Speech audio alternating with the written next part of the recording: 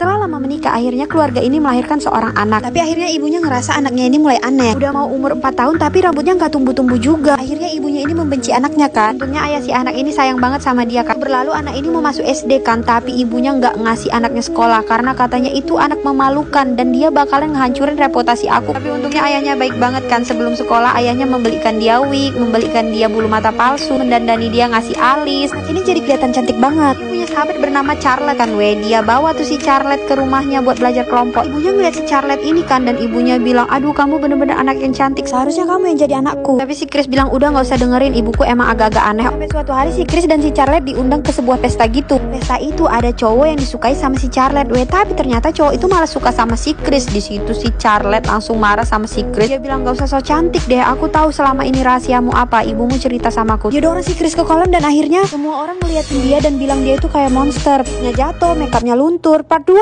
Di situ semua orang mau menghina dia kan, tapi untungnya si cowok yang suka sama dia itu baik cowok itu nerima dia apa adanya. Sejak hari itu semua orang di sekolah ngejein dia si botak. Kan si Charlotte temennya sendiri itu sekarang jahat banget sama dia Si Charlotte ini bersekongkol sama ibunya. Jadi ibunya itu kayak membiayai si Charlotte supaya kelihatan cantik dan ngejein si Chris ini di sekolah. Sekarang dia udah gak punya teman lagi tapi tiba-tiba ada orang pas dia pulang sekolah ngikutin dia gitu kan. Ternyata cewek itu juga sama kayak dia, botak dan gak bisa tumbuh rambut. Usut punya usut, ternyata cewek itu adalah kakak kandung dia. Jadi ternyata mamanya ini pernah nikah dulunya kan, terus melahirkan seorang anak yang sama kayak dia, gak punya rambut. Terus dia tinggalin, dan terus keadaan suaminya di saat itu juga miskin kan, makanya dia tinggalin. Terus dia nikah sama bapak si Chris ini yang kaya raya. Itu si Chris ngadu ke bapaknya kan, dan istrinya langsung auto diceraikan. Mamanya coba-coba minta maaf tapi bapaknya nggak mau maafin lagi. Dia pun diusir tanpa membawa harta sedikit pun. Nah semenjak itu si Charlotte udah nggak ada yang biayai lagi kan. Si Charlotte mau minta maaf nih sama si Chris, tapi si Chris nggak mau. Sekarang dia hidup bahagia bersama pacarnya, papanya, dan kakak kandungnya.